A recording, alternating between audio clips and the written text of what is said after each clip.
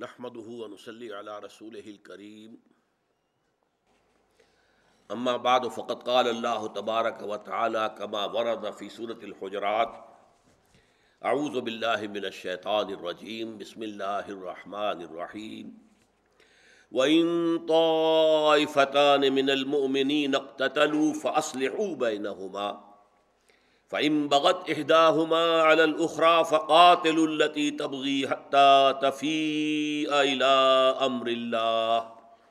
فإن فاءت فأصلحوا بينهما بالعدل وأقسطوا إن الله يحب المقسطين إنما المؤمنون إخوة فأصلحوا بين أخويكم واتقوا الله لعلكم ترحمون صدق الله العظيم رب اشرح لي صدري ويسر لي امری واحلل عقدۃ من لسانی یفقهوا قولی اللهم ربنا الہمنا رشدنا واعذنا من شرور انفسنا اللهم ارنا الحق حقا وارزقنا اتباعه وارنا الباطل باطلا وارزقنا اجتنابه اللهم وفقنا لما تحب وترضى وتقبل منا فإنك خير المتقبلين آمین یا رب العالمین۔ مسلمانوں کی حیات ملی میں جو ایک بڑا حادثہ ہو سکتا ہے اور ایک بڑا رخنہ پیدا ہو سکتا ہے، افواہوں پر بغیر تحقیق و تفتیش کے عمل کر لینے سے اس پر روک دیا گیا تاکہ کوئی رخنہ پیدا نہ ہو، کوئی جھگڑا نہ ہو، بلکہ یہ کہ بات اچھی طرح تحقیق و تفتیش کے بعد جو ہے اس کے ضمن میں کوئی اقدام کیا جائے۔ اب دوسرا معاملہ آ رہا ہے، دوسرا بڑا حکم۔ دیکھیے، مسلمان ہوں، صحابہ ہوں، کوئی بھی ہو، بہرحال انسان ہے، اور حضور نے فرمایا کل بنی آدم خطاؤن وخیر الخطائین التوابون، تمام بنی آدم خطا کار ہیں، اور البتہ ان خطا کاروں میں بہتر وہ ہیں کہ جو توبہ کرنے والے ہیں۔ پھر یہ کہ ظاہر بات ہے اختلاف کا پیدا ہو جانا یہ بھی انسان کی فطرت کے اندر ہے، اس کی سرشت میں ہے۔ ایک رائے میری ہے، ایک رائے آپ کی ہے، آپ اپنی رائے پر جازم ہیں، میں اپنی رائے پر جازم ہوں۔ اچھا، ایک معاملہ اختلاف رائے کی حد تک رہ گیا، چلیے اس سے آگے کوئی اقدام نہیں ہوا۔ ایک یہ کہ اس پر جتھا بندی ہو گئی، جتھا بندی جو ہے ایک درجے میں ہاتھا پائی پہ آ گئے یا باقاعدہ جنگ ہو گئی۔ یہ ساری صورتیں مسلمانوں میں بھی ممکن ہیں۔ لہذا اب یہ بات آ رہی ہے کہ اگر کہیں مسلمانوں میں فساد کی چنگاری بھڑک اٹھے تو کیا کرو؟ بہرحال انسانی معاشرہ ہے، صحابہ کرام کے درمیان جنگیں ہوئی ہیں، حضرت علی رضی اللہ تعالیٰ ایک طرف ہے، حضرت عائشہ، حضرت طلحہ، حضرت زبیر دوسری طرف ہے جنگ جمل کے اندر، پھر جنگ صفین میں حضرت علی ایک طرف ہے اور حضرت معاویہ اور حضرت عمرو بن العاص دوسری طرف ہے۔ تو یہ صورتحال صحابہ میں بھی پیش آئی ہے،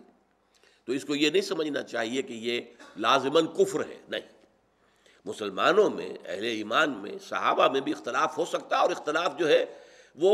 قتال تک بھی پہنچ سکتا ہے، جس کے لیے ثبوت ہمارے پاس تاریخ میں موجود ہے۔ لہذا یہاں فرمایا، لیکن اس کے ضمن میں ہدایت کیا دی جا رہی ہے؟ وَإِن طَائِفَتَانِ مِنَ الْمُؤْمِنِينَ اقْتَتَلُوا، اگر دو گروہ اہل ایمان میں سے باہم لڑ ہی پڑے، یعنی وہ اختلاف جتھا بندی جو ہے اس کے بعد آگے زبانی کلامی سے آگے بڑھ کر باقاعدہ جنگ کی نوبت بن جائے، اس انتہا تک بھی پہنچ جائے معاملہ، اور یہ پہنچ سکتا ہے۔ اس سے ثابت ہوا کہ ان کے ایمان میں کوئی نفی نہیں ہوئی، اس لیے کہ ان طائفتان من المومنین ہیں، وہ دونوں مومن، حضرت علی بھی مومن ہیں الحمدللہ، حضرت عائشہ مومنہ ہے، حضرت زبیر، حضرت طلحہ، جیسے حضرت علی عشرہ مبشرہ میں شامل ہے، ایسے ہی وہ دونوں بھی عشرہ مبشرہ میں شامل ہیں۔ تو اس کو یہ نہیں سمجھنا چاہیے کہ وہ کافر ہو گیا، ان میں سے کوئی ایک گروہ، معاذ اللہ، نہیں، اختلاف تھا، اختلاف شدت اختیار کر گیا، اور خاص طور پر چونکہ ہوا دینے والا ایک سبائی عنصر موجود تھا، عبداللہ ابن سبا یہودی، اس کی سازش موجود تھی، اس کی وجہ سے وہ آگ جو ہے بھڑکا رہے تھے۔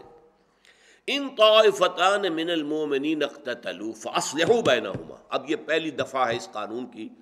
تو ان کے درمیان صلح کراؤ۔ ان ڈفرنس جائز نہیں ہے۔ اچھا جی، اپنا معاملہ خود طے کریں، اب ہم نہیں اس میں معاملے میں پڑتے۔ یہ ہوتا ہے ایک انسان کے لیے جو ہے عافیت کا گوشہ یہ ہے، اب میں اس کا ساتھ دوں گا تو دوسرا ناراض ہوگا، دوسرا کا ساتھ دوں گا تو یہ ناراض ہو جائے گا، تو میں تو اس چکر میں پڑتا ہی نہیں، یہ جائز نہیں، یہ روا نہیں، یہ انڈیفرنس جائز نہیں، اس لیے کہ یہ بھڑک کر آگ اگر اور بڑھتی ہے تو نقصان کسے پہنچ رہا ہے؟ ملت کی وحدت ختم ہو رہی ہے نا، ملت کی وحدت جو ہے تقسیم ہو رہی ہے تفرقے کے اندر، تو جو خیر کی طاقت تھی، کنتم خیر امت اخرجت للناس، تم تو لوگوں کے لیے نکالے گئے ہو تاکہ لوگوں کی اصلاح کرو، تو وہ خیر کی طاقت منتشر ہو جائے گی، کمزور ہو جائے گی، ضعیف ہو جائے گی، تو دیکھیے کہ کہاں سے کہاں تک پہنچتا ہے اس کا نتیجہ۔ لہذا جس کو کہتے ہیں انگریزی میں نپ دی ایول ان دی بڈ، جہاں کہیں ایسا معاملہ ہو فوراً صلح کراؤ، یہ صلح کرانا تمہارا فرض ہے، لا تعلقی جو ہے اور غیر جانبداری جائز نہیں ہے۔ دیکھو کون حق پر ہے اور کون غلط کام کر رہا ہے، جو حق پر ہے اس کے آگے آ رہا ہے پھر اس کا ساتھ دو۔ تو پہلی بات یہ ہے کہ یہ جو ہمارا عام عافیت کو شانہ ایک طرز عمل ہوتا ہے کہ صاحب ٹھیک ہے اپنا جھگڑا یہ خود نپٹائیں، یہ چھوٹے سے چھوٹے معاملے میں بھی ٹھیک نہیں ہے۔ فرض کیجئے 5-7 بھائی ہیں، ان میں سے 2 بھائیوں میں جھگڑا ہو رہا ہے، اب جو باقی 5 ہیں وہ کہتے ہیں جی ہمیں اس سے کیا غرض، ہم خام خواہ اس کا ساتھ دیں گے تو وہ ناراض ہوگا، اس کا ساتھ دیں گے تو وہ ناراض، یہ صحیح نہیں ہے، جائز نہیں ہے۔ صلح کراؤ، دیکھو حق کی کیا بات ہے، فاصلحوا بینہما، صلح کراؤ ان کے مابین۔ یہ تو پہلی دفعہ ہو گئی۔ اب دوسری دفعہ اسی قانون کی کیا ہے، فَإِن بَغَتْ إِحْدَاهُمَا عَلَى الْأُخْرَى، پھر اس کے بعد اگر ایک گروہ زیادتی کرتا ہے دوسرے پر، فَقَاتِلُوا الَّتِي تَبْغِي، تو اب لڑو تم اس کے ساتھ کہ جو بغاوت کر رہا ہے، یعنی صلح کرا دی گئی، معاملات طے ہو گئے، کوئی شرائط طے ہو گئی، ایک گروہ اس کے باوجود جو ہے اڑا ہوا ہے اور اکڑا ہوا ہے اور جو ہے وہ صلح کے سامنے جھکنے کو تیار نہیں ہے، یا صلح کرنے کے بعد پھر وہ غلط اقدام کرتا ہے، تو اب اس کا کیا مطلب ہے کہ اب یہ جھگڑا 2 فریقوں کے درمیان نہیں رہا، بلکہ وہ در حقیقت پوری امت کو چیلنج کر رہا ہے۔ امت نے ان کے درمیان صلح کرائی تھی، اب اس صلح کی پابندی اگر نہیں کر رہا ہے تو اس کا اقدام اس دوسرے فریق کے خلاف نہیں ہے، امت کے خلاف ہے۔ لہذا تمہارا کام یہ لڑو، جو فریق حق پر تھا اس کے ساتھ ہو کر اس سے لڑو کہ جو زیادتی کر رہا ہے، جو صلح کی حدود سے تجاوز کر رہا ہے، جو صلح کے بعد بھی ظلم جو ہے اس کے اوپر اڑا ہوا ہے۔ فَإِن بَغَتْ إِحْدَاهُمَا عَلَى الْأُخْرَى فَقَاتِلُوا الَّتِي تَبْغِي حَتَّى تَفِيءَ إِلَىٰ أَمْرِ اللَّهِ، یہاں تک کہ وہ لوٹ آئے اللہ کی بات کی طرف۔ یعنی امت نے جو صلح کرائی تھی وہ گویا کہ اللہ اسے اپنی طرف منسوب کر رہے ہیں کہ جو تم نے صلح کرائی تھی وہی در حقیقت ہمارا فیصلہ ہے، تو وہ امر اللہ ہے جو کہا گیا تھا فاصلحوا بینہما، اب لوگوں نے پڑھ کر ان کے درمیان صلح کرائی تو یہ امر اللہ بن گیا۔ اب اگر وہ در حقیقت اس سے تجاوز کر رہا ہے تو وہ اللہ تعالیٰ کے حضور سے تجاوز کر رہا ہے، تو یہاں تک کہ وہ اللہ کے امر کی طرف لوٹ آئے، پھر سر جھکا دے، پھر تسلیم کر لے، جو فیصلہ ہے جو صلح ہے اس کے سامنے سر تسلیم خم کر دے۔ یہ 2 ہو گئی، اب جنگ ختم ہو گئی، کیونکہ جو باغی تھا گروہ اس نے قبول کر لیا ہے کہ ٹھیک ہے ہم سے زیادتی ہو گئی دوسری مرتبہ، اب ہم جو ہے صلح کرنے کے لیے اثر نو تیار ہیں۔ تیسری دفعہ کیا ہے؟ اب ایک دیکھیے، ایک آیت کے اندر یہ پورا قانون اور مختلف دفعات کے حوالے سے میں عرض کر رہا ہوں تاکہ آپ کو معلوم ہے کہ پورا قانون ہے۔ سب سے پہلے یہ اصلحوا بینہما، نمبر 2 فَإِن بَغَتْ إِحْدَاهُمَا عَلَى الْأُخْرَى فَقَاتِلُوا الَّتِي تَبْغِي حَتَّى تَفِيءَ إِلَىٰ أَمْرِ اللَّهِ، نمبر 3 فَإِن فَاتَ فَأَصْلِحُوا بَيْنَهُمَا بِالْعَدْلِ وَأَقْسِطُوا، پھر دوبارہ صلح کرا دو ان کے مابین، لیکن دیکھنا ایسا نہ ہو کہ چونکہ اب تم لڑے ہو اس فریق کے خلاف جو باغی تھا تو اب کوئی زیادتی اس پر ہو جائے، ہے وہ بھی مسلمان چاہے اس نے جرم کیا ہے، لیکن دوبارہ صلح کے اندر بھی عدل اور قسط ملحوظ رہے، عدل اور انصاف، زیادتی کسی پر نہیں ہونی چاہیے۔ فَإِن فَاتَ فَأَصْلِحُوا بَيْنَهُمَا بِالْعَدْلِ، اور دیکھیے ایمفیسائز کرنے کے لیے، زور دینے کے لیے 2 الفاظ لائے گئے، فَأَصْلِحُوا بَيْنَهُمَا بِالْعَدْلِ وَأَقْسِطُوا، انصاف کے ساتھ ان کے مابین صلح کراؤ، عدل کے ساتھ، قسط کے ساتھ، کوئی زیادتی نہ ہو۔ واللہ یحب المقسطین، اور یقیناً اللہ تعالیٰ تو انہی کو پسند کرتا ہے کہ جو عدل اور قسط سے کام لینے والے ہیں۔ اس کے بعد اب فرمائی وہ آیت جو اس پورے مسئلے میں ایک روح کی حیثیت سے رہنی چاہیے، اس کا لب لباب کیا ہے، اس کا باطنی جذبہ کیا ہے، اس کی روح کیا ہے۔ انما المؤمنون اخوۃ، دیکھو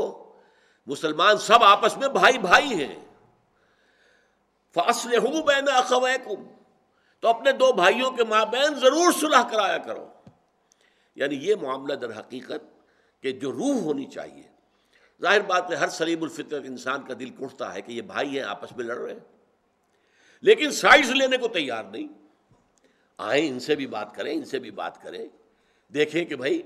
آپ زیادتی کر رہے ہیں، یہ معاملہ صحیح نہیں ہے، دوسرے کی یہ بات صحیح ہے. دوسرے سے کہے کہ تمہاری وہ بات تو صحیح تھی لیکن یہ بات تمہاری صحیح نہیں ہے، اس میں تم ترمیم کرو. اس تکلیف کو کوئی گوارا کرنے کو تیار نہیں، بلکہ عام طور پر کہا یہ جاتا ہے یہ جو یہ بھائی ہیں آپس میں جو ہے پھر صلح کر لیں گے، ہم خواہ برے بن کے رہ جائیں گے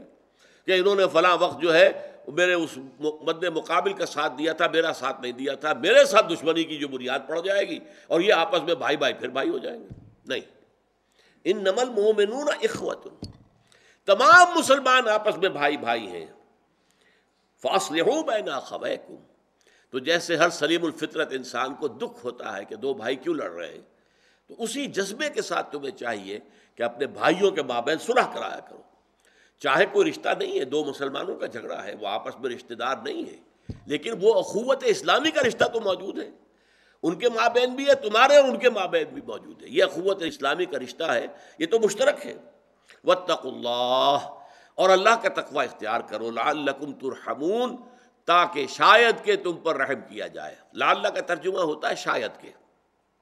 لیکن میں نے کئی مرتبہ واضح کیا ہے جب اللہ تعالیٰ کے کلام میں آتا ہے یہ، تو یہ یقینی وعدے کی شکل اختیار کرتا ہے.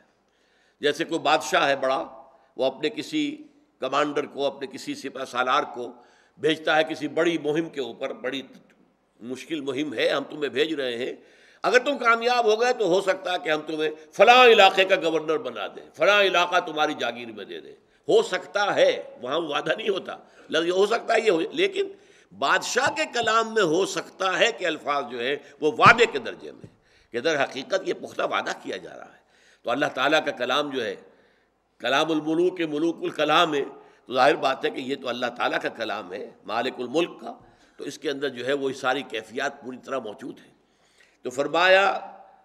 اپنے بھائیوں کے مابین صلح کرا دیا کرو، تاکہ، اب یہاں لعلکم کا ترجمہ تاکہ، ترحمون، تم پر رحم کیا جائے. اللہ تعالیٰ کا رحم، اللہ کی رحمت تم پر سایہ کرے، اللہ کا فضل و کرم جو ہے وہ تمہیں اپنے دامن عاطفت میں لے لے. تو یہ دو احکام ہو گئے کہ جو بڑے ہیں. بڑے میں نے اس لیے کہے کہ اس کی بنیاد پر جو ہے بڑے بڑے رخنے مسلمانوں کے اندر قومیں لڑ پڑتی ہیں، صحابہ کرام لڑ پڑے ہیں. اب آپ کو معلوم ہے کتنے عرصے تک عراق اور ایران کی جنگ جاری رہی. اب چونکہ امت کی اور ملت کی وحدت نہیں تھی، کوئی اتھارٹی درمیان میں نہیں تھی، لہذا کوششیں اگرچہ کی گئی بہت کچھ، OIC کی طرف سے یا کبھی ہمارے حکومت کی طرف سے بھی کوششیں ہوئیں کہ ان کے درمیان کو مصالحت کرا دی جائے، نہیں مانے. لیکن یہ کہ ملت کا چونکہ نظام موجود نہیں تھا. اگر نظام موجود ہو اور ایک امت ہو ہم، بجائے اس کے کہ قوموں میں اور ملکوں میں تقسیم شدہ ہوں، تو پھر ان آیات کے اوپر صحیح معنی میں عمل کیا جا سکتا ہے. تو یہ دو اس لیے بھی میں نے ان کو بڑے حکم قرار دیا کہ پہلے پر مکمل ایک آیت آئی، یا ایھا الذین آمنوا ان جاءکم فاسق بنبأ فتبینوا ان تصیبوا قوما بجہالۃ فتصبحوا علی ما فعلتم نادمین، پوری آیت. اور یہ جو دوسرا حکم آیا، یہ تو چونکہ اس سے بھی زیادہ خطرناک معاملہ ہے، مسلمانوں میں خانہ جنگی جو ہے وہ بڑھتی چلی جائے، اس کی آگ پھیلتی چلی جائے، تو ظاہر بات ہے کہ امت کے لیے بہت شدید نقصان ہے، اس کی کمزوری کا باعث ہے. یہی وجہ آپ کو معلوم ہے حضرت علی رضی اللہ تعالی عنہ، ان کے دور خلافت میں وہ جو اسلام کا قافلہ آگے بڑھ رہا تھا، فتوحات کا دائرہ پھیل رہا تھا، اور جس کی شان یہ تھی کہ تھمتا نہ تھا کسی سے سیل رواں ہمارا یہ سیلاب جو ہے فتوحات کا، اس کو روکنے والی کوئی طاقت خارج میں موجود نہیں رہی تھی. لیکن جب آپس کی خانہ جنگی ہو گئی اور اتنے بڑے پیمانے پر ہو گئی، جنگ جمل میں 10,000 مسلمان ختم ہو گئے، جنگ صفین میں 74,000 مسلمان ختم ہو گئے، جنگ نہروان میں 4,000 ختم ہو گئے، 1,00,000 کے قریب مسلمان ایک دوسرے کی تلواروں اور تیروں سے ختم ہو گئے. تو پھر ظاہر بات ہے کہ باہر آگے بڑھنے کا تو کوئی سوال ہی نہیں تھا. کیسے قدم آگے بڑھیں گے جب اندر جو ہے خلفشار ہے، جھگڑا ہے، لڑائی ہے، دنگا ہے، فساد ہے. تو اس حوالے سے اس کے اندر صلح کرنا اور اس کو روکنا یہ بہت لازم ہے. لہذا اس پر 2 آیتیں آئیں. اب آ رہی ہیں 2 آیات یہ دو آیات وہ ہیں کہ جن میں 6 چھوٹے حکم دیے گئے ہیں، ایک آیت میں 3، دوسری آیت میں پھر 3۔ تو اس اعتبار سے بھی یہ چھوٹے ہیں کہ ان میں در حقیقت 2 افراد کے درمیان معاملہ ہوتا ہے۔ وہ جو میں نے پہلے بات کی ہے وہ اجتماعی سطح پر ایک قوم کے بارے میں افواہ غلط پھیلا دی گئی، ایک قبیلے کے بارے میں غلط خبر پھیلا دی گئی، اور اس سے یہ ہے کہ مسلمان جو ہے اس کے اوپر جا کر حملہ آور ہو گئے، یا مسلمانوں کے 2 گروہ آپس میں لڑ پڑے ہیں، تو وہ اجتماعی سطح کے اوپر ایک فساد ہے۔ ایک فساد یہ ہے کہ یہ مسلم امت جو ہے، یہ ظاہر بات ہے کہ افراد پر مشتمل ہے نا، ان دی فائنل انالیسس۔ ویسے تو ہم نے دیکھا کہ افراد سے خاندان وجود میں آئے، خاندان سے معاشرہ وجود میں آیا، معاشرے کے اوپر پھر حکومت اور ریاست آتی ہے، لیکن ان دی فائنل انالیسس آپ ہائیسٹ لیول پر بھی بات کر رہے ہیں تب بھی اصل شے تو فرد ہے۔ اب افراد کے درمیان اگر محبت ہے، حسن ظن ہے، تو یہ معاملہ مضبوط ہے۔ اگر یہ بانڈ جو ہے 2 افراد کے درمیان اگر یہ کمزور پڑ جائے تو پھر رکھنا ہو گیا، امت کے اندر رکھنا ہو گیا۔ جیسے ایک فصیل ہے، پرانے زمانے کی فصیلیں ہوتی تھیں، اینٹوں سے ان کو چنتے تھے۔ اب ہر ایک اینٹ مضبوط ہونی چاہیے، نمبر 1۔ وہ تو ہو گیا کہ ہر فرد جو ہے مسلمان، اس کی سیرت و کردار پختہ ہونی چاہیے۔ یا ایھا الذین آمنوا اتقوا اللہ حق تقاتہ ولا تموتن الا وانتم مسلمون، یہ ہم پڑھ چکے۔ لیکن یہ ہے کہ اب ان 2 اینٹوں کو جوڑنے والا سیمنٹ سبسٹنس، جسے مارٹر کہتے ہیں آج کل، وہ مضبوط نہیں ہوگا۔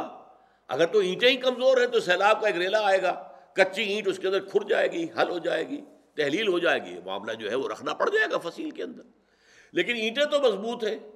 اینٹوں کو جوڑنے والا مسالہ کمزور ہے، تو سیلاب کا ریلا جب آئے گا وہ اینٹوں کو جدا جدا کر دے گا، پھاڑ دے گا، اور پھر یہ ہے کہ اس سے خطرات اور دشمن جو ہے وہ در اندازی کرے گا۔ لہذا افراد کے مابین بھی ان کے درمیان بانڈ آف لو، وہ جو محبت ہے، جو بھائیوں کی طرح کی محبت ہونی چاہیے، اسے برقرار رہنا چاہیے۔ اگر 2 افراد کے درمیان یہ بانڈ آف لو کمزور ہوتا ہے، یہ محبت باہمی اور اخوت باہمی اگر کمزور ہوتی ہے، تو اس کا مطلب بھی یہ ہے کہ آخری نقصان اس فصیل کو پہنچ رہا ہے، اس امت کی جو استحکام ہے، اس کی جو قوت ہے، اس میں کمی آ رہی ہے۔ اچھا، اب یہ جو 2 آیتیں، ان میں دیکھیے گا 3 کام ایسے ہیں جو رو در رو کیے جاتے ہیں، وہ پہلی آیت میں ہے۔ 3 کام ایسے ہیں جو پیٹھ پیچھے کیے جاتے ہیں، وہ دوسری آیت میں۔ بڑی عمدہ ترتیب ہے یہاں پر۔ فرمایا یا ایھا الذین آمنوا لا یسخر قوم من قوم، اہل ایمان دیکھو تم میں سے کوئی ایک گروہ دوسرے گروہ کا مذاق نہ اڑائے۔ یہ تمسخر جو ہے، یہ بسا اوقات دلوں کے اندر جو ہے وہ دراڑ ڈال دیتا ہے۔ آپ میرا مذاق اڑا رہے ہیں تو میرے دل میں، مجھے خوشی تو نہیں ہوگی نا، میرے دل میں زخم لگ جائے گا۔ میں آپ کا مذاق اڑا رہا ہوں، آپ کا دل، آپ کے احساسات مجروح ہو جائیں گے۔ یہ جو زخم پڑ گیا ہے دل کے اندر، یہ اصل میں اس ملت اور امت کی جو قوت ہے اس میں کمی لا رہا ہے۔ لا یسخر قوم من قوم، اب اس میں جو اس کا جو روح جو ہے وہ اس قدر خوبصورتی کے ساتھ بیان کی گئی، عسیٰ ان یکونوا خیرا منہم، ہو سکتا ہے کہ وہ جن کا مذاق اڑایا جا رہا ہے وہ بہتر ہوں اللہ کی نگاہ میں ان سے کہ جو مذاق اڑا رہے ہیں۔ زیادہ مذاق اڑتا ہے کسی ظاہری چیز پر، کسی کی شکل و صورت معمولی ہے، کمزور ہے، کوئی اور اس کے اندر عیب ہے، کوئی جسمانی اس کو کوئی کمی ہے کسی اعتبار سے، یا کوئی اور شے ہے، اس لیے آپ اس کا مذاق اڑا رہے ہیں۔ ہو سکتا ہے کہ اس کے اندر کوئی دوسری شے ایسی ہو کہ جس کی بنا پر وہ اللہ کا محبوب ہو، اللہ کو بہت پسند ہو، تمہیں کیا معلوم؟ تم نے ایک ظاہری سی شے کو دیکھ کر اس کے اوپر مذاق اڑا دیا اس کا، تمہیں کیا معلوم اس کی باطنی شخصیت، اس کی سیرت، اس کا کردار، اس کے دل و دماغ میں اللہ تعالیٰ کی محبت، اللہ کے رسول کی محبت کس درجے ہے، یو ڈونٹ نو۔ تو تم گویا کہ نہ صرف اپنے بھائی کا دل مجروح اور اس کے احساسات کو مجروح کرو گے، بلکہ یہ کہ در حقیقت یہ تمہارا اقدام اللہ کے خلاف ہو جائے گا، کہ جنہیں اللہ اپنا محبوب رکھتا ہو، پسند کرتا ہو۔ اس لیے کہا گیا ہے نا، من عادی لی ولیا، یہ حدیث قدسی ہے کہ جس شخص نے میرے کسی دوست سے دشمنی رکھی، فقد آذنتہم، تو میں نے پھر ان کو الٹیمیٹم دے دیا ہے جنگ کا، وہ میرے خلاف ہے، میرے دشمن ہے، اسی کہ میرے ایک دوست، میرے ایک ولی کا استہزاء کر رہے ہیں، مذاق اڑا رہے ہیں، دشمنی کر رہے ہیں۔ تو یا ایھا الذین آمنوا لا یسخر قوم من قوم عسیٰ ان یکونوا خیرا منہم ولا نساء من نساء۔ دیکھیے عام طور پر قرآن میں یہ نہیں ہوتا، صرف مردوں کے ساتھ گفتگو ہوتی ہے، مردوں کے صیغے میں، مذکر صیغے میں، اسی میں تابع ہو کر خواتین بھی ہیں۔ نماز قائم کرو، اقیم الصلاح، صیغہ جو ہے مذکر ہے، لیکن ظاہر بات ہے کہ اس میں جو بھی خواتین ہیں مسلمان وہ بھی شامل ہیں۔ اس کو ہم کہتے ہیں برسبیل تغلیب، کہ جو معاشرے میں غالب عنصر ہے اس سے خطاب کر لیا گیا، تو جو اس کے تابع ہے وہ خود بخود اس کے اندر شامل سمجھا گیا۔ لیکن یہ معاملہ ایسا کہ اس میں دوہرا کر بات کی جا رہی ہے، ولا نساء من نساء، اور نہ ہی کوئی عورتیں جو ہے دوسری عورتوں سے مذاق اڑائیں، عسیٰ ان یکن خیرا منہن، اس لیے کہ ہو سکتا ہے کہ وہ جن کا مذاق اڑایا جا رہا ہے وہ بہتر ہوں ان سے کہ جو مذاق اڑا رہی ہیں۔ چونکہ عورتوں میں یہ مرض زیادہ ہوتا ہے، جیسے چونکہ ان کا دائرہ کار محدود ہے تو ذہن کا بھی دائرہ اتنا ہی محدود ہوتا ہے۔ جب دائرہ محدود ہوگا تو چھوٹی چیزیں زیادہ بڑی نظر آئیں گی، ان کی اہمیت زیادہ ہو جاتی ہے، میگنیفائڈ ہو جاتی ہیں چھوٹی چیزیں۔ اب عورتیں جو ہے کسی کے لباس ہی کے اوپر فقرہ چست کر دیں گی کہ یہ تو بڑا پرانا فیشن تھا، یہ پتہ نہیں دقیانوسی کہاں سے آ گئی ہے اس طرح کے کپڑے پہن کر، یہ تو فیشن ہی اب ختم ہو چکا ہے، یا اور کچھ ہے کسی اور طریقے سے، کسی کے زیورات کے اوپر، کسی کے اور انداز پر وہ فقرے چست کر دینا، مذاق اڑانا، یہ خاص طور پر عورتوں میں، چونکہ جیسا کہ میں نے عرض کیا ایک ہے دائرہ کار مردوں کا، وہ باہر کی دنیا کا، وسیع تر دنیا میں جا کر ان کے معاملات ہیں، میل جول ہے، گفتگو ہے، کاروبار ہے، بھاگ ہے، دوڑ ہے، سب کچھ ہے۔ خواتین کا دائرہ چونکہ اپنے گھر کے چار دیواری کے اندر عام طور پر محدود ہے، لہذا ان کے اندر پھر یہ چھوٹی چیزیں زیادہ بڑی ہو جاتی، اور اسی لیے یہاں پر دہرا کر جو ہے حکم جو ہے لایا گیا، یا ایھا الذین آمنوا لا یسخر قوم من قوم عسیٰ ان یکونوا خیرا منہم ولا نساء من نساء، نہ ہی عورتیں کریں، کوئی ایک عورتوں کا گروہ دوسری گروہ کے اس کی کا مذاق اڑائے، عسیٰ ان یکن خیرا منہن، ہو سکتا ہے کوئی ایک عورت فرض کیجئے بدصورت ہے بیچاری، صورت اللہ نے بنائی ہے، کیا پتہ اس کی سیرت کتنی اچھی ہو، وہ کتنی عابدہ ہو، قانتہ ہو، وہ کتنی اللہ تعالیٰ کے نزدیک جو ہے وہ اللہ کو محبوب ہو، اللہ کو پسند ہو، کیا پتہ۔ صورت شکل اللہ نے بنائی، کسی انسان نے خود تو اپنے آپ کو گھڑا نہیں ہے، بلکہ اللہ تعالیٰ جیسے چاہتا ہے وہ اسی طریقے سے ہمارا جو ہے ہمارے اعضاء جو ہے ان کو جوڑ دیتا ہے۔ تو اس حوالے سے مذاق اڑانا جو ہے، اور یہ میں آپ سے عرض کر دوں بسا اوقات دوستوں کے اندر ایک چیز مذاق عام ہو جاتی ہے اور برداشت بھی کرتے ہیں، وہ ٹھیک ہے مذاق ہے کوئی بات نہیں، لائٹ موڈ میں کہا ہے، کبھی ایسا ہوتا ہے نفسیاتی طور پر کہ اس آدمی کا موڈ کہیں آف ہے اور وہی مذاق آپ نے اس وقت کر دیا، وہ بالکل تیر کی طرح جا کر لگے گا، آپ کو نہیں معلوم کہ اس وقت اس کی نفسیاتی کیفیت کیا ہے، اس کی طبیعت بہت ریسیپٹیو ہوئی ہوئی ہے، حساس ہوئی ہوئی ہے، اس میں تم نے وہ مذاق اگر دوبارہ کر دیا اس سے اور استہزاء کیا، وہ جا کر تیر لگے گا اس کے کلیجے کے اندر یا دل کے اندر، اور ظاہر بات ہے وہ زخم جو ہوگا پھر وہ، اسی لیے عربی میں کہاوت ہے تلوار کا زخم مندمل ہو جاتا ہے، زبان کا زخم مندمل نہیں ہو سکتا، زبان کی کاٹ دل پر ہوتی ہے، تلوار کا زخم کندھے پر لگا ہے، کندھا جو ہے اللہ کرے گا تو شفا ہو جائے گی، زخم بھر جائے گا، تو تلوار کے زخم جو ہے وہ بھر جاتے ہیں، لیکن زبان کا زخم یہ نہیں بھرتا، یہ دل کے اندر ہوتا ہے، لہذا اس رکھنے کے لیے سد باب یا ایھا الذین آمنوا لا یسخر قوم من قوم عسیٰ ان یکونوا خیرا منہم ولا نساء من نساء عسیٰ ان یکن خیرا منہن ولا تلمزوا انفسکم، نہ ہی کوئی الزام جھوٹے لگایا کرو ایک دوسرے کو۔ لمز کہتے ہیں کوئی سارکیسٹک انداز جو ہے، تنزیہ، ڈیفیم کرنے کے لیے، رو در رو سامنے، ایک وہ ہے جو پیچھے ہوتا ہے وہ غیبت ہے، وہ غیبت تو آگے آئے گی، اگلی آیت کے اندر آئے گی، وہ 3 گناہ جو ہیں چھوٹے وہ ایک آیت میں اگلی میں ہے، یہ 3 وہ ہیں جو رو در رو ہوتے ہیں، کسی شخص کے منہ پر دے مارنا، تمہارے اندر تو یہ خرابی ہے، فرض کیجیے ہے، لیکن اس وقت تم نے یہ بات کہہ کے اس کے دل کو، اس کے احساسات کو مجروح کیا ہے۔ ویسے اگر اصلاح کا جذبہ ہو، علیحدگی میں کہیں جا کر کہو بھائی یہ آپ کی یہ معاملہ مجھے کچھ ٹھیک معلوم نہیں ہوتا، آپ اس کی کچھ درستی کیجئے، اصلاح کیجئے، یہ طریقہ صحیح ہے جو کرنا چاہیے، جس کے لیے کہ تلقین ہے، المسلم مرآۃ المسلم، ایک مسلمان کو دوسرے مسلمان کے لیے آئینہ ہونا چاہیے، کہ جیسے آئینے میں دیکھتا ہوں ارے یہاں پہ کیا داغ پڑ گیا ہے میں اس کو صاف کروں، اسی طریقے سے ایک مسلمان دوسرے مسلمان کو اس کے داغ دھبے بتائے لیکن پبلک میں نہیں، رو در رو نہیں، سب کے سامنے نہیں، بلکہ علیحدگی کے اندر جا کر، تاکہ اسے بھی اندازہ ہو کہ یہ میری اصلاح چاہتا ہے، میرا خیر خواہ ہے، یہ مجھے بدنام کرنے کے لیے، لوگوں کی نگاہوں میں میرا مقام گرانے کے لیے یہ بات نہیں کر رہا ہے۔ وَلَا تَلْمِزُوا أَنفُسَكُمْ وَلَا تَنَابَزُوا بِالْأَلْقَابِ، اور نہ ہی برے نام ایک دوسرے کے رکھ لیا کرو۔ آپ کو معلوم ہے کہ مختلف جماعتوں کی بات ساتھ بھی بات ہو جاتی ہے، مختلف فرقوں کی بات ہو جاتی ہے۔ اب اہل حدیث حضرات ہیں، ان کے لفظ وہابی، بھائی وہ اپنے آپ کو وہابی نہیں کہتے۔ عبداللہ ابن وہاب یقیناً ایک شخصیت تھے کہ جن سے ان کو دلچسپی ہے، محبت ہے، لیکن وہابی کہہ دینا یہ غلط بات ہے۔ آپ کو کہیے اہل حدیث کہیے، سلفی کہیے، ہے ان کا ایک نام ہے جو انہوں نے اپنے لیے تجویز کیا ہوا ہے، اسی نام سے ان کو یاد کیجیے، پکاریے۔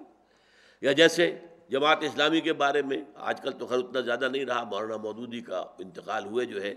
وہ اب تقریباً 25 برس ہو رہے ہیں، لیکن اس زمانے میں مودودی ہے، یہ مودودی ہے، یہ غلط بات ہے۔ وَلَا تَنَابَزُوا بِالْأَلْقَابِ، اس طرح کے لقب لوگوں کے رکھ دینا جو ان کے لیے تکلیف دہ ہوں، انہیں ناپسند ہوں، اور اس سے پکارنا، یہ اس سے بھی روک دیا گیا۔ اس سے بھی دلوں میں زخم لگتے ہیں، محبتوں کا رشتہ کمزور پڑتا ہے، اخوت جو ہے اس کے اندر کمی آتی ہے۔ اور یہ ساری کمی کہاں جا رہی ہے؟ ناوک نے تیرے صید نہ چھوڑا زمانے میں، یہ ساری کمی جا رہی ہے امت مسلمہ، ملت اسلامیہ کے اندر ذوف پیدا ہو رہا ہے۔ دو اینٹیں بھی اگر ان کے درمیان میں سے وہ سیمنٹ سبسٹنس اگر نکل گیا، یہیں سے وہ پانی جو ہے وہ مرے گا، اور ہو سکتا ہے کہ وہ فصیل کے اندر سے ایک بڑا شگاف کر کے وہ نکل جائے، تو یہ ممکن ہے۔ لہذا افراد کے مابین بھی ان کے ایک دوسرے کے جذبات کا لحاظ، ایک دوسرے کی عزت نفس کا لحاظ، عزت نفس کا، ہر شخص کو ظاہر بات ہے کہ اپنی عزت نفس عزیز ہے، وہ چاہتا ہے کہ میرا اپنا ایک سیلف رسپیکٹ اس کے اندر ہے، اور وہ یہ نہیں چاہتا کہ اس پر حملہ کیا جائے۔ اگر آپ کرتے ہیں تو اس کو آپ تکلیف پہنچا رہے ہیں، اس کو آپ زخم لگا رہے ہیں، اور یہ زخم جو ہے پھر اڈے بچے دے گا، اس کے نتائج نکلیں گے، اور وہ ساری زد کہاں جائے گی؟ ملی استحکام کی کمزوری کا سبب بنے گی۔ بئس الاسم الفسوق بعد الایمان، ایمان کے بعد تو فسوق کا نام بھی برا ہے، یعنی یہ یو ڈونٹ مین اٹ، لیکن پھر یہ زبان سے الفاظ نکالنا بھی برا ہے، یہ ایمان کے ساتھ اس کی کوئی مطابقت ہے ہی نہیں۔ در حقیقت اچھے ناموں سے ایک دوسرے کو یاد کرو، جس سے دوسرے کو بھی انشراح ہو، مجھے اس نے اس نام سے پکارا جو مجھے پسند ہے، اس حوالے سے بات ہو، اس لیے اس کے ساتھ گفتگو کرو، اس کے ساتھ احترام جو آدمیت ہے، آدمیت احترام آدمی است، علامہ اقبال کہتے ہیں، آدمیت نام اس کا ہے کہ آدمی جو ہے ایک دوسرے کا، آدمی جو ہے وہ ایک دوسرے کا احترام کرے۔ بئس الاسم الفسوق بعد الایمان، اب یہ ایک تو ہو گیا ترغیب کا انداز، دیکھو ایمان والے ہو تمہارے بارے میں ہم نے کہا ہے وَلَٰكِنَّ اللَّهَ حَبَّبَ إِلَيْكُمُ الْإِيمَانَ وَزَيَّنَهُ فِي قُلُوبِكُمْ وَكَرَّهَ إِلَيْكُمُ الْكُفْرَ وَالْفُسُوقَ وَالْعِصْيَانَ أُولَٰئِكَ هُمُ الرَّاشِدُونَ، تم ان میں ہو۔ تو ان میں شامل ہونے کے بعد یہ چھوٹی چھوٹی باتیں آپ کہیں گے بڑی معمولی سی باتیں، کیا جی آئی ڈنٹ مین اٹ، میرا یہ کہنے کا مراد نہیں تھی، میں اس کو تکلیف نہیں پہنچانا چاہتا تھا، لیکن نہیں، یہ لفظ بھی استعمال کرنا جو ہے اسم الفسوق، برائی کا نام بھی ایمان کے ساتھ جو ہے مطابقت نہیں رکھتا۔ لیکن اب دوسری طرف دھمکی بھی دے دی وَمَن لَّمْ يَتُبْ فَأُولَٰئِكَ هُمُ الظَّالِمُونَ، اور جو توبہ نہیں کریں گے وہ ظالم ہیں، وہ پھر اللہ تعالیٰ کی سزا کے مستوجب ہیں، مستحق ہیں۔ تو گویا کہ ترغیب بھی ہو گئی، دیکھو یہ تمہارے ایمان کے منافی ہے، یہ طرز عمل مت اختیار کرو، اور دھمکی بھی ہو گئی، ترہیب بھی ہو گئی، باز نہیں آؤ گے تو اللہ کی نگاہ میں تم ظالم قرار پاؤ گے۔ بارک اللہ لی ولکم فی القرآن العظیم ونفعنی وإیاکم بالآیات والذکر الحکیم۔